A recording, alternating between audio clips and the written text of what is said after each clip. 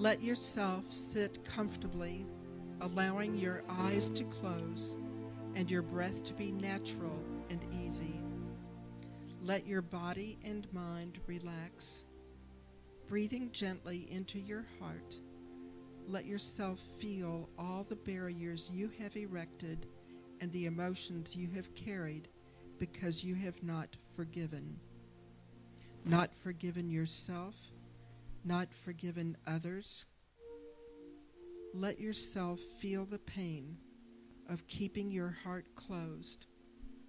Then, breathing softly, begin asking and extending forgiveness, letting the images and feelings that come up grow deeper as you repeat them. Let yourself remember and visualize ways you have hurt others. Realize that this pain and sorrow comes from your own fear and confusion. Release this burden and let it go. Ask for forgiveness. Let yourself see the ways that you have harmed yourself. Feel the sorrow that you have carried from this and sense that you can release these burdens. Extend forgiveness for each burden you have carried one by one. Let yourself picture and sense ways in which others have hurt you. Feel the sorrow you have carried from this past and sense that you can release this burden. Let your heart let go of the sorrow you have felt from hurt of others harming you. For all of these pains, know that some may not be released right now. As they come up, touch your heart and softly say, "I forgive." Little by little, they will be released. Now come back into the room gently, and when you are ready, open your eyes. Know that each time you feel the burden of the deepest wounds, you can touch your heart and say, "I forgive," and there will be some healing. One day you will notice that the burden will be lifted and your heart will be lighter.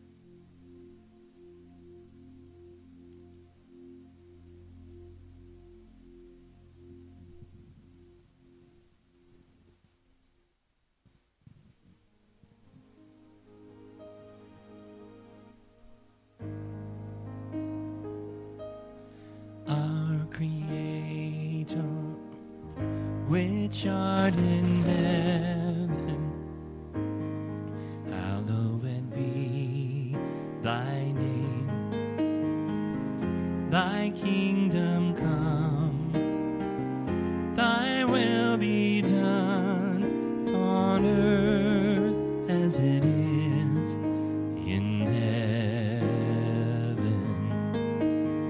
Give us this day our daily bread, and forgive us our debts as we forgive our debtors.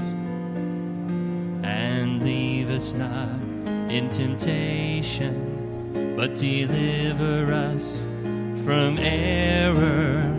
For thine is the kingdom, and the power, and the glory forever.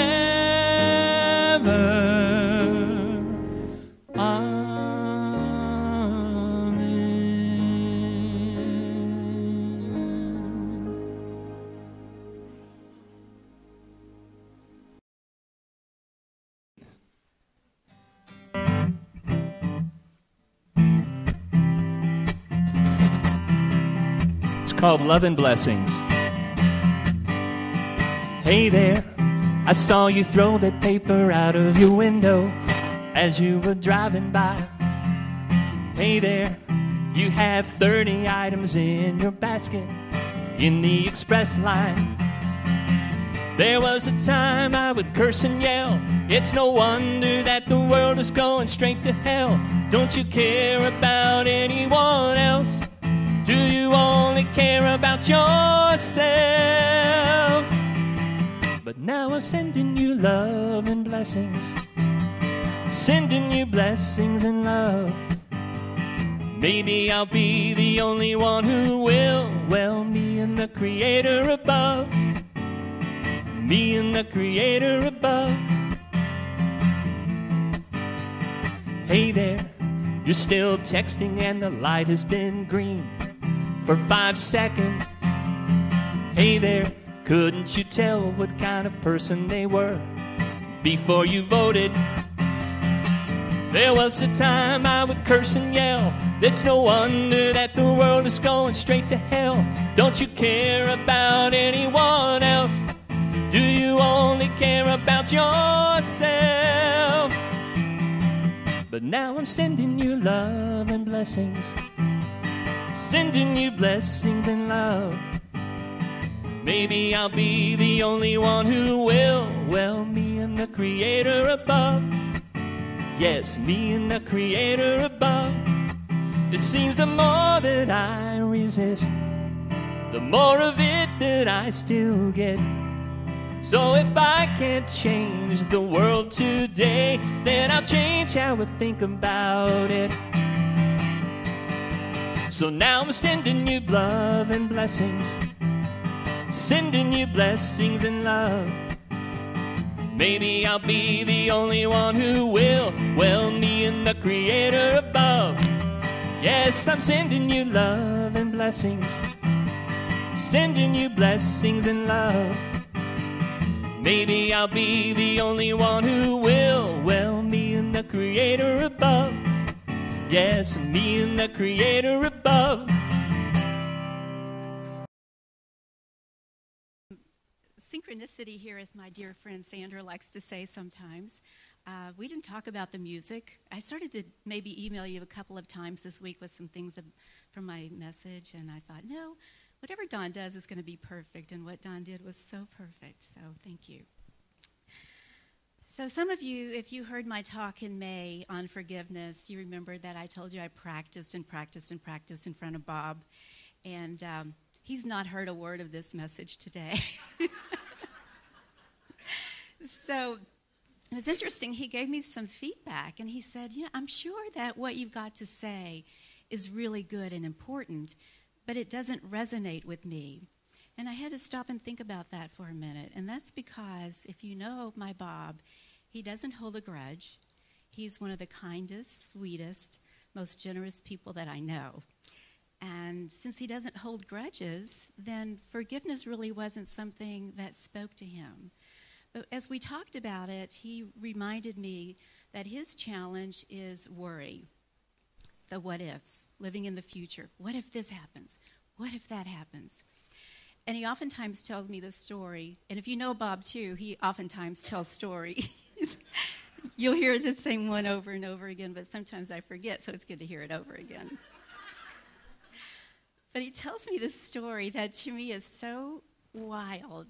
He said that as a teenager, he went in to talk to his dad. His dad was in the kitchen, and he went in to talk to him about something. And his dad is sitting at the kitchen table, head in hands, and Bob starts to speak. And his dad said, "Stop, don't interrupt me. Can't you see I'm worrying?"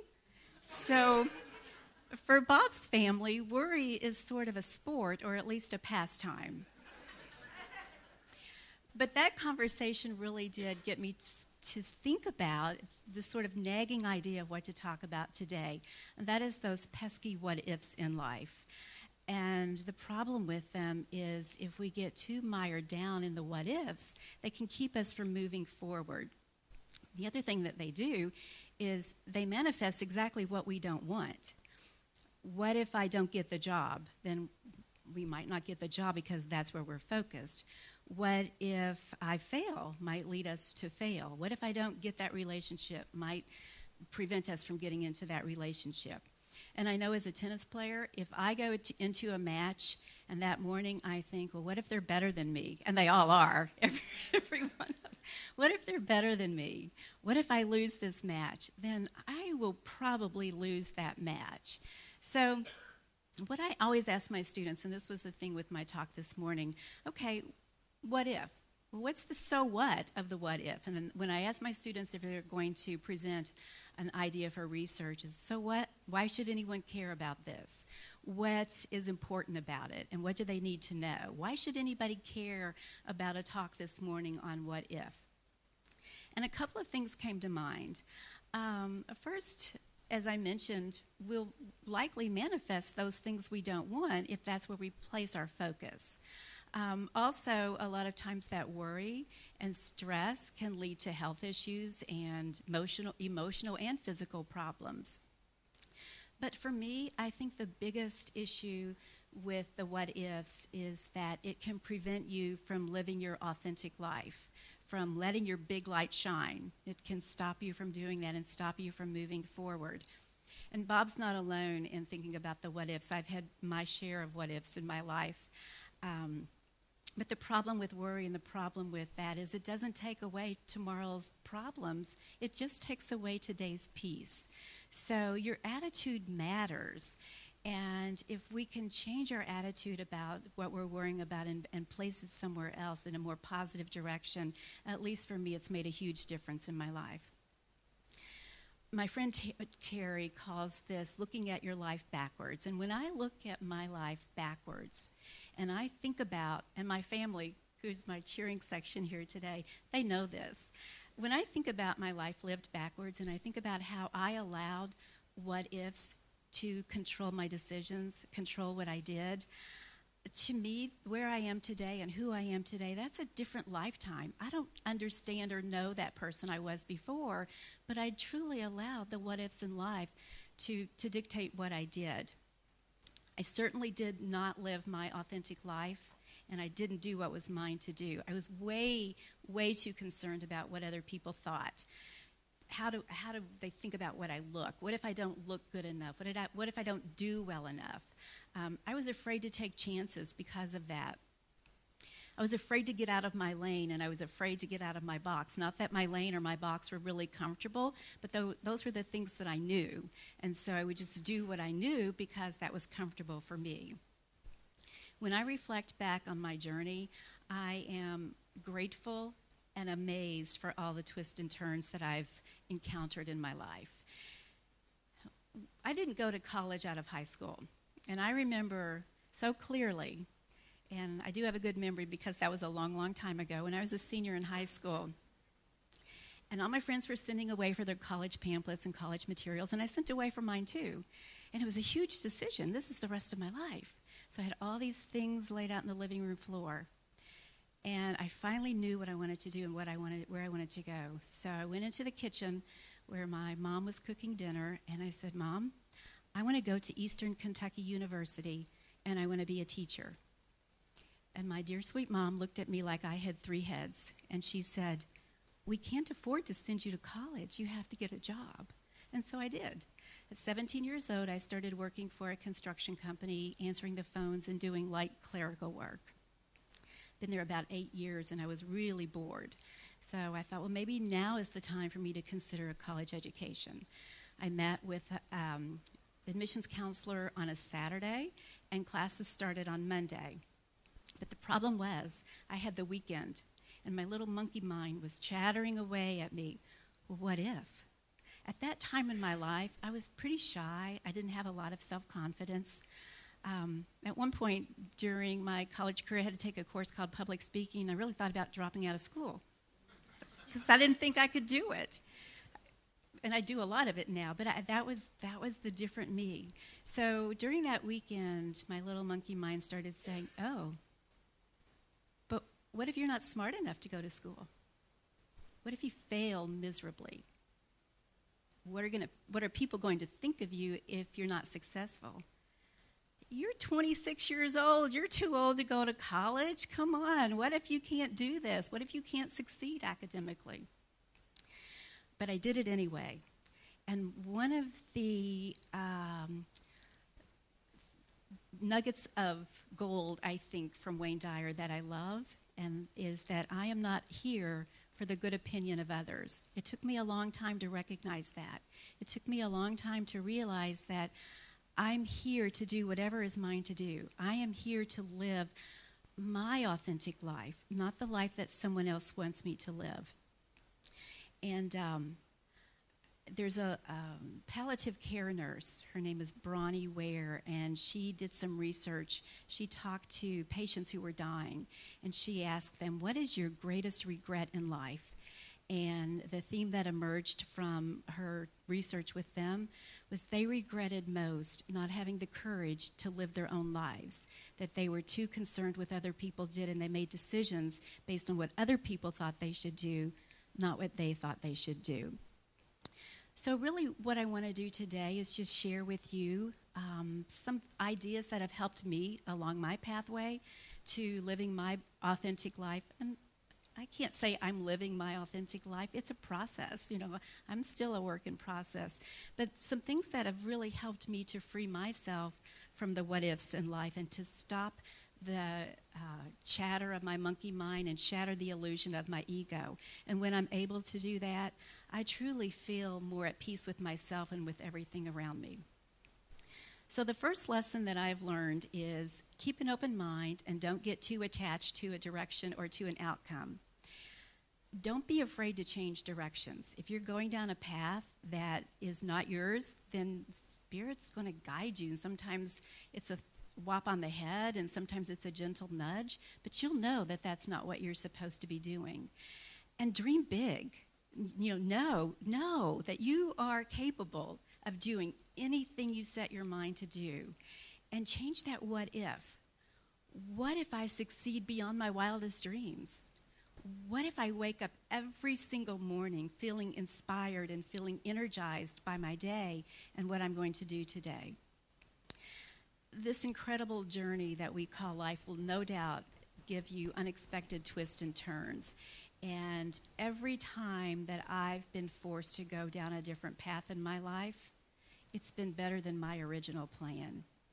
For example, when I went back to school, I decided in the early 80s, I decided that I was going to study computer science because computer science was where the money was. It was a pretty new field.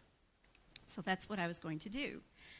The problem was that logic was illogical to me. I didn't understand computer science. So one of my what-ifs was starting to manifest itself. What if I fail? Because I wasn't good at that. I ended up taking an accounting course, and at that point, I really liked accounting, and it made sense to me, I guess. So one of the things is, if I had kept on my path of computer science, I probably would have failed. The other thing is, if I'd kept on my path of computer science, I wouldn't have stayed with the construction company because my skills would not have been needed there. They needed me in accounting, and I stayed there. So many times the detour is better than your original plan. And if you run into problems, Wayne Dyer says there's a clever solution to everything. You just have to find it. And sometimes it's plan A or plan B or plan Z. You just have to find it and keep going. And I remember when I was in graduate school, one of my cohort's greatest desires was to teach at the college level. But for me at that time, I was laser focused on writing my business plan because I was getting ready to buy that company where I started working when I was 17. So to me, that was like so awesome. Who knew the 17-year-old girl who started working answering the phones was going to buy that company? But to me, that was where my life was going. I wrote my business plan.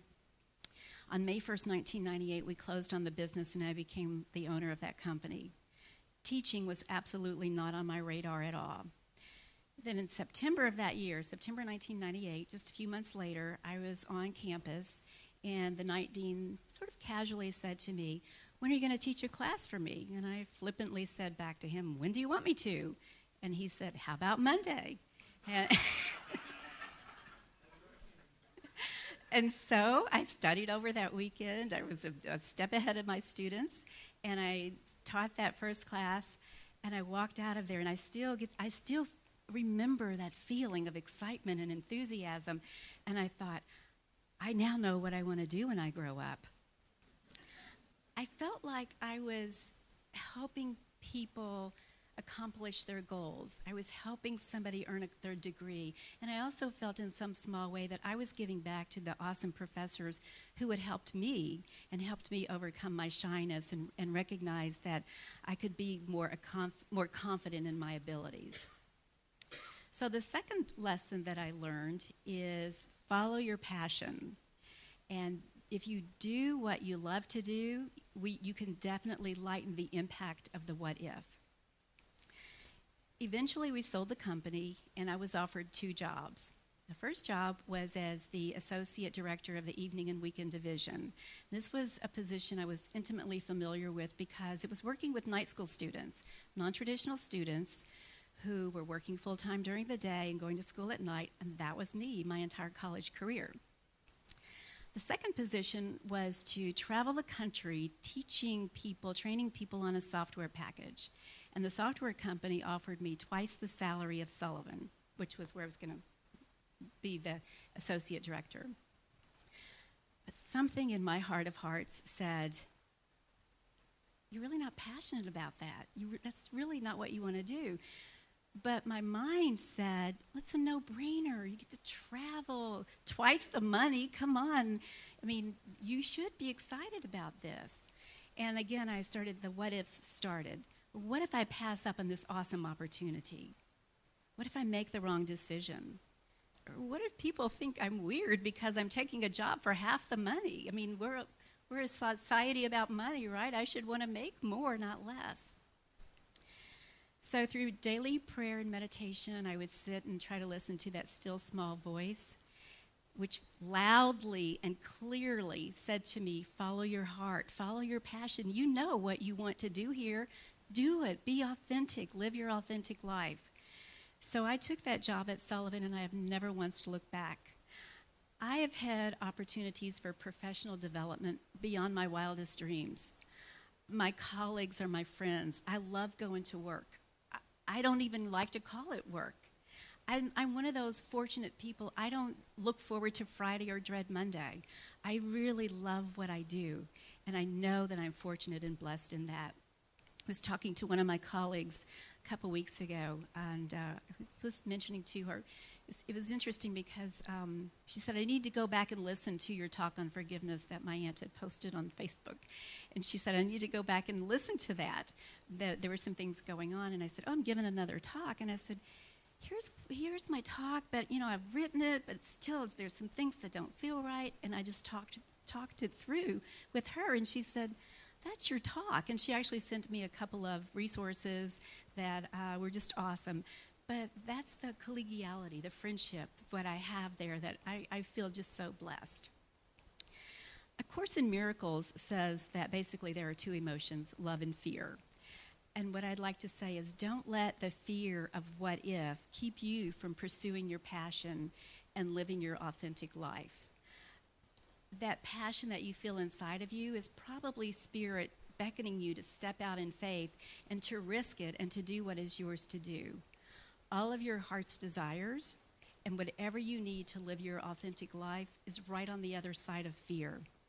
So if you're able to let go, which was awesome with our daily word too, if you're able to let go and let go of that fear and let spirit just be your divine inspiration, then you can truly be on your path to your authentic life.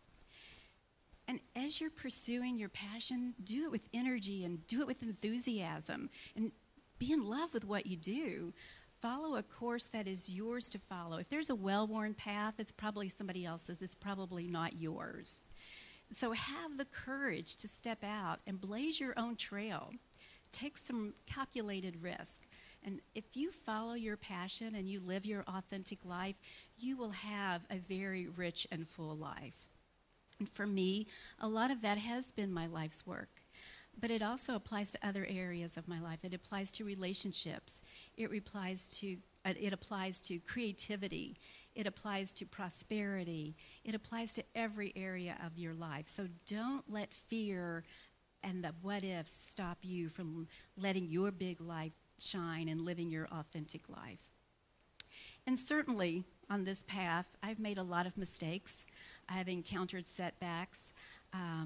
But I try to use those as learning experiences. And recently I read something that said, where you stumble, therein lies your treasure. So when I stumble, I try to remember, what's the lesson here? How can I take this and learn from it and grow from it and be a better person because of it? And part of the difference in being stuck in the mistakes and setbacks and letting go and moving forward is how we choose to respond to that experience. And it is a choice. We get to choose. So how are we choosing to respond? And typically, we respond with what's inside of us. Is it positive or a negative? You know, that great philosophy book called Facebook, I just read something on there that said, boats don't sink because of the water that's surrounding them. Boats sink because of the water that's inside them.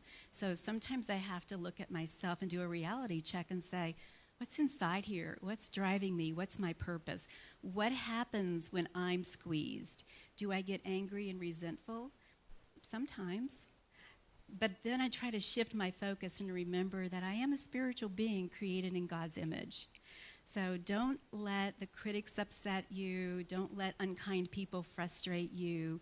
Just try to remember that there's a lesson here, and what is that, and how can you use it to move forward? So what's your passion? What inspires you? My friend Terry had a tagline on her email that said, what would you do if you knew you would not fail? Go do that. And I think that's really what is ours to do. That's how we live our authentic life. My third lesson is to transform those what-ifs, and I've talked a little bit about this, but Myrtle Fillmore says we have to practice positive thinking to get positive results. So when our energy is expended on the negative, that's when we get those negative results. That's when we manifest those things that we don't want, because that's what we're focusing on. So remember what we always say, thoughts held in mind produce in kind. If you're able to transform your thoughts from the negative to the positive, you're sending signals to every cell of your body that will make you healthier and happier. And just for a minute, if you have a what if that you think is stopping you, shift it in your own mind. Just stop for a minute and shift it to something positive, whatever that is for you. And I think you'll probably feel that energy, and you'll feel that good, positive energy welling up in you. So what I try to do is remember, ask myself too, am I acting out of love and kindness? What's my reason for doing these things? And maybe, and what if by doing whatever it is I'm doing, what if by living my authentic life, what if I make a difference in somebody's life? And my fourth lesson, and I know it's a Tim McGraw song, but my nieces always see me post this when they have something on Facebook to say, always be humble and kind. And Robert Brummett, in his book Living Originally, calls this universal benevolence. It's the trilogy of appreciation, generosity, and kindness. And I think those attributes are really our authentic self anyway. That's who we are. Before I get out of bed every single morning, I go through my gratitude list. And it can be, I'm grateful for Bob, I'm grateful for my awesome family, I'm grateful for my friends, I'm grateful for this unity community. My list is long, and I have to stop because I have to get out of bed sometime. But just the act of gratitude and being grateful is so important. And try to look for opportunities to be kind and generous. And sometimes we don't even know we've made a difference in somebody's life. A few years ago at one of our PhD student retreats, I had a guy come up to me who was in our program. And he said, I want to thank you because if it wasn't for you, I wouldn't be earning my PhD. And he went on to tell me the story. He said, back in the mid-2000s, I was taking a class from you. He was in my construction management course. And he said, I missed a week or so, and you reached out to me. And he said, you asked me if I was okay. And I said, no, I'm drowning in sorrow, and my life is spiraling out of control. He said, my son died, and I don't know how to go on. I don't know what to do. And I said, of course, I'm so sorry, and those words are very hollow sometimes in situations. But I said, tell me how I can help you. If you need to withdraw from the course, I'll help you do that. If you want to continue on, I'll help you catch up, whatever you need. He said, can I have a couple of days to think about it? And I said, sure. So he called me the next day, and he said, I've decided to continue on. And I helped him, and he caught up, and he got his bachelor's degree and his master's degree, and he was working on his doctorate. Here's the interesting part of that story. I don't remember that event. I don't remember doing that. But he did. So sometimes we touch lives just by being kind, being in service, and practicing our authentic selves. We don't even know that we can make that difference in other people's lives. Definitely the universe responds to how we think and how we feel. And so if we can practice generosity, kindness, and appreciation, I know when I do that, my day is so much better. And we do create our experiences by our way of thinking. So why not transform your what-ifs from negative ones to positive ones and create your authentic life, create the life that you were meant to live? And I told you all this in my last talk, but my tools in my toolbox are prayer and meditation and affirmations. And one of the affirmations that I say all the time is the universe is conspiring to make all my dreams come true. And when I first started going to Unity with Bob, Richard and Judy were the ministers downtown. And I remember your talk one day where you said, say it out loud. You raise your vibration. And so in times where I need that motivation, inspiration, you may see me driving down the road talking. I'm saying my aspiration, my affirmation. The universe is conspiring to make all my dreams come true. So, my wish for you today is that you are able to let go of any negative what-ifs that you have and embrace the positive ones. Keep an open mind so that you can do what is yours to do. Try not to get too attached to any outcome or direction. Follow the path that's less traveled and practice kindness and gratitude. When you do that, you invite peace into your life. You will be able to live more authentically. You'll radiate the love that you are. And you will know with all your being that you can do anything you set your mind to do because you are living on purpose. You are living your authentic life, and you are doing what is yours to do.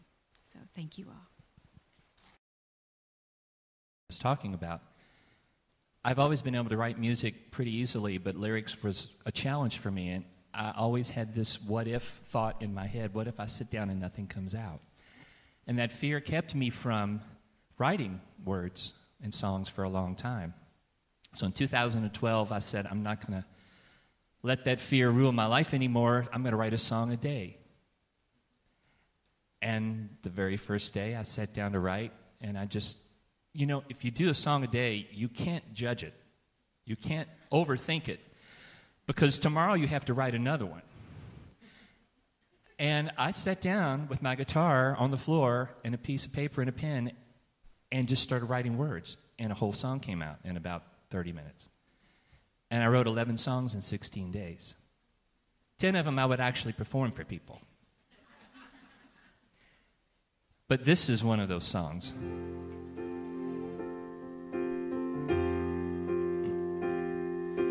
Have no fear, this is all an illusion. You shall see, we're all in collusion. You're waking up, you've had enough, the time is near. What you believe can be such a prison. It's your choice, whatever the reason. Don't hold on to it so strong that you can't hear. We're giving birth to a new age. Our story turns a new page. One day soon we'll live as one. When the struggle is done, hold on to that dream. Hold on to that dream. sleepwalker, go back to bed. Just forget what the dream man said.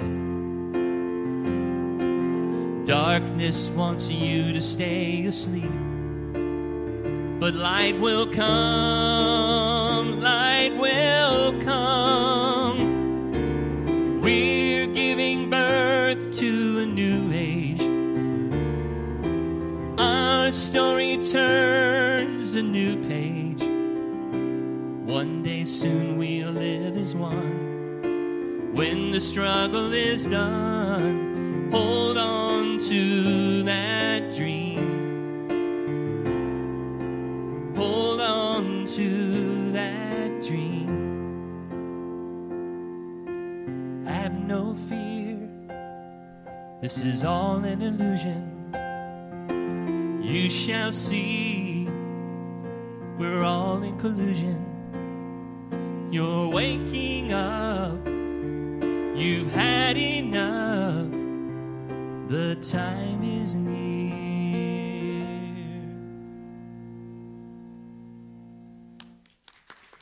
Thank you.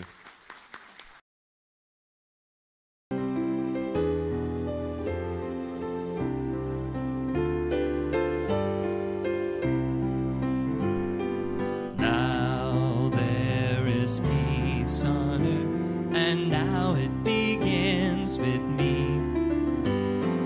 Now there is peace on earth, the peace that was meant to be.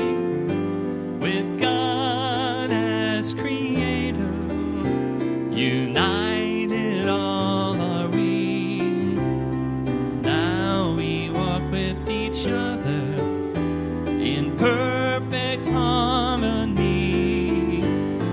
Peace has begun with me, and this is the moment now.